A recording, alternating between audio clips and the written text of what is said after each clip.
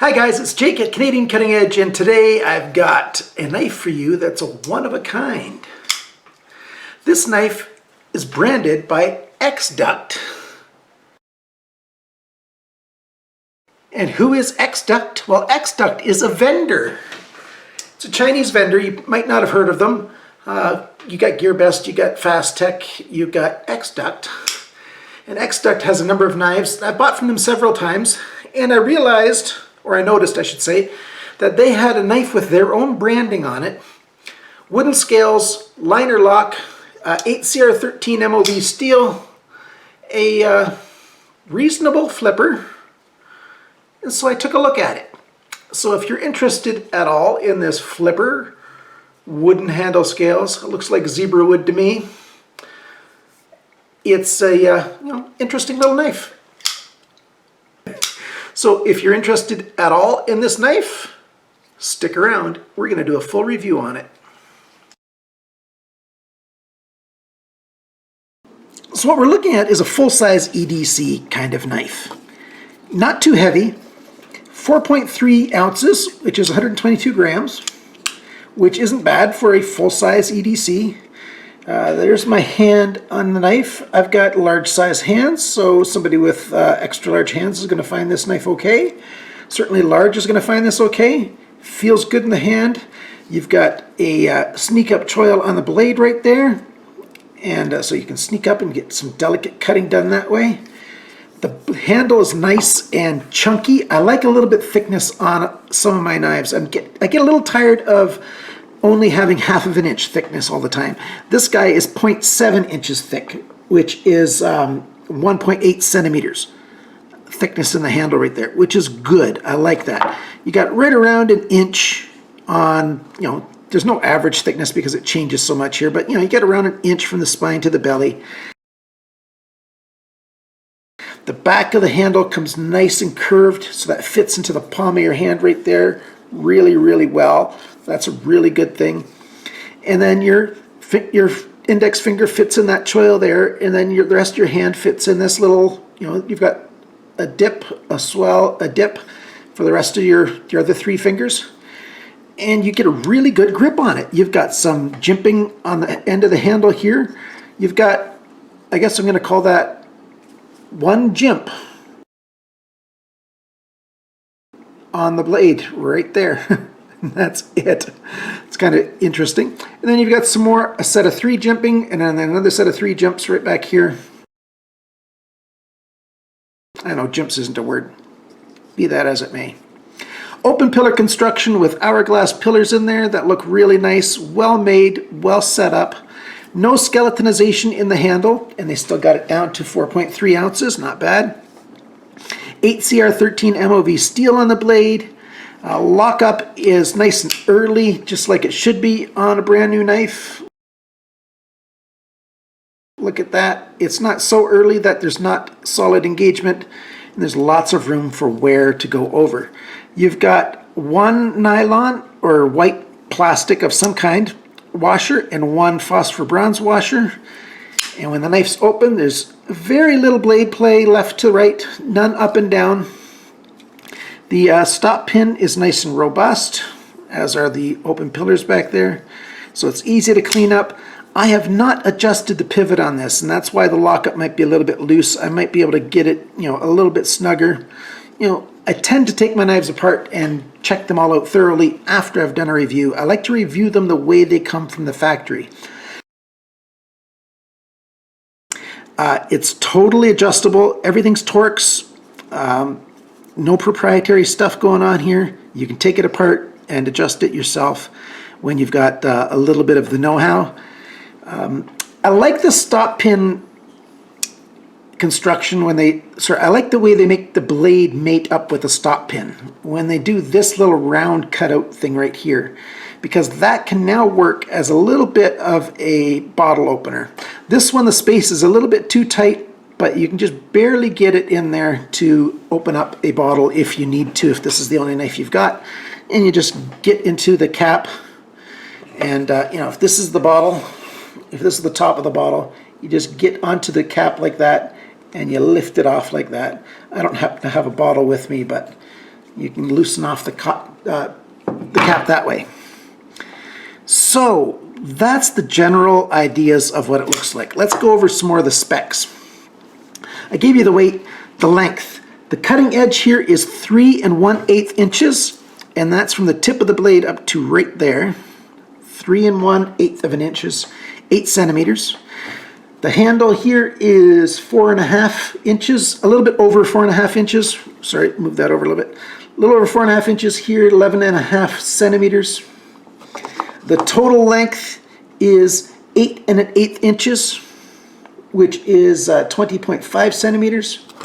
Your blade thickness here, I measured it just between the stop pin and the end of the blade right there. So the blade stock is 3 millimeters thick, which is 0.12 inches. Full flat grind with a swedge all the way across the top.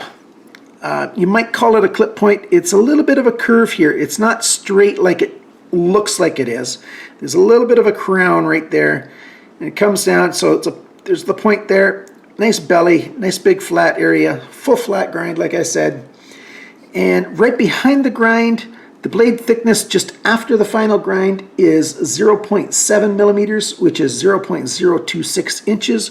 So it's a little bit robust, and the final angle there is right at 25 degrees for this grind. It's a good grind. It slices really well because the the thumb stud is nice and far back, so it doesn't get in the way of your slicing cuts. Whatever you're cutting just slides right past and doesn't hang up. Good design feature that way. Right there on the blade, they put the 8CR13. Yeah, I'd rather have it down here on the Ricasso. There it says E01. That's the model. E for Exduct, I guess. 01 means probably their first one. And then you've got that sneak up choil right here. You got lots of nice thickness back here, and then it gets nice and thin and comes straight to the blade. So it's a little bit dangerous when you sneak up this way. You put your index finger in here, and if you press too hard, it's going to nick your finger right there.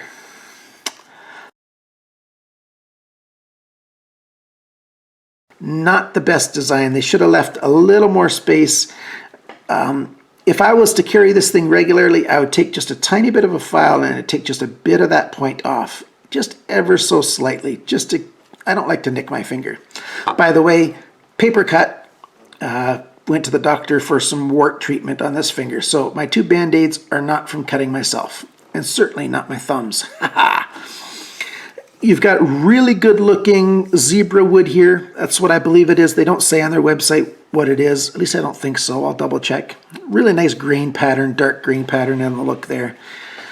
Feels good, looks good. Let's see how well this thing cuts, shall we? Let's grab some paper. Here's some heavy paper, some advertisement for our Tim Hortons. So heavy paper stock cuts really well.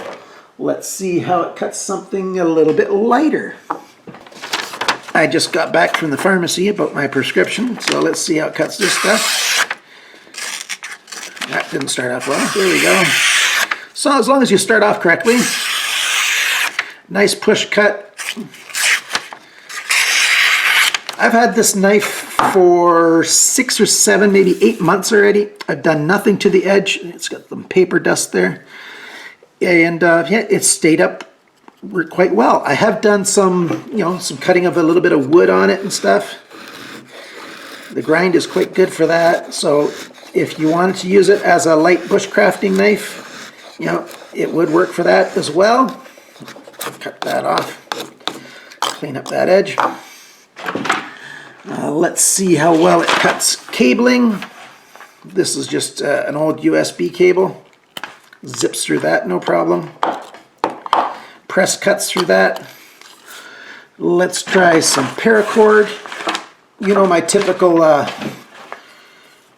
4 layers of paracord that I like to do. That eats through paracord pretty quickly, though. I'm going to need to buy some more paracord soon just to do my cut tests on. It is what it is, right? So let's see how well this cuts. Okay, cut through all those really well. No problem there. And there's the 7/4 cords for that 550 paracord. Quite good. It cut the light paper really well. Let's try something even lighter. So here's some really light, genuine receipt paper. I'm not going to show you the other side though. So nice push cuts. No problem at all. So they did a really good job with this 8CR13 MOV with sharpening it. The hardness on it's quite good. Feels good. It's comfortable. If you want to get this knife, you're going to have to go over to Exduct whatever it is. I'll put it on the bottom of the screen right here. And you can get yourself one of these knives. It's a little bit unique. It's sort of a little bit one of a kind. I didn't tell you, blade centering is just a little bit off, not far off at all. There's lots of room, not even getting close to the edges at all, but it's not perfectly centered. I'm sure I could take some time and play with it and get it just right. I like wooden handles on knives, so that's one big plus for me. And the fact that it's not just regular brown blah wood, but it's something a little bit special. It's got some nice grain pattern. That really helps too. I like the fact that it's a little bit thicker than normal. I do like, the around 7/10 of an inch thick. That's really good for me. Everything's nicely, smoothly rounded, very comfortable. The liner lock is easy to deploy. The thumb studs are very well placed. I generally deploy my knives through the thumb studs instead of flippers anyway, so that's a good thing. And it's got a very good piercing tip. Very secure if you run into something when you're in a stabbing kind of motion, so your hand's gonna stop and not go through. Sneak up choil's good. Blade thickness is good. Final grind is good. There's not much negative about this knife except for that, it doesn't have much of a brand name. I'm suspecting it's made by Enlan. No grounds for that at all other than my experience and my intuition. The jimping's good. Oh, I forgot to talk about how the different holds work really well. See, I've got the blade edge facing away from me, so my pinky's down in that choil.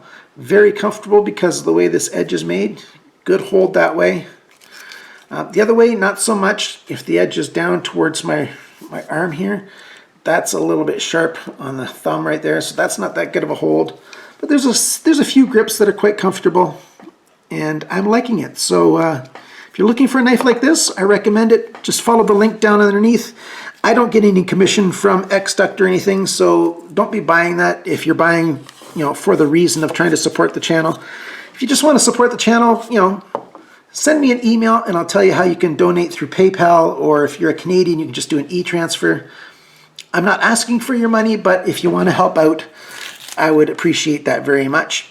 And if you like the video, please click on like, share with your friends, subscribe. Make sure you stay subscribed. Click that bell so you'll be notified for our giveaway videos in March. March is a big month for us, and it's a big month for GearBest, and they're going to be giving away some knives through Canadian Cutting Edge as well, so you want to stick around and pay attention to those happenings. So there you go, the Exduct E01. Remember, always cut towards your chum and not your thumb.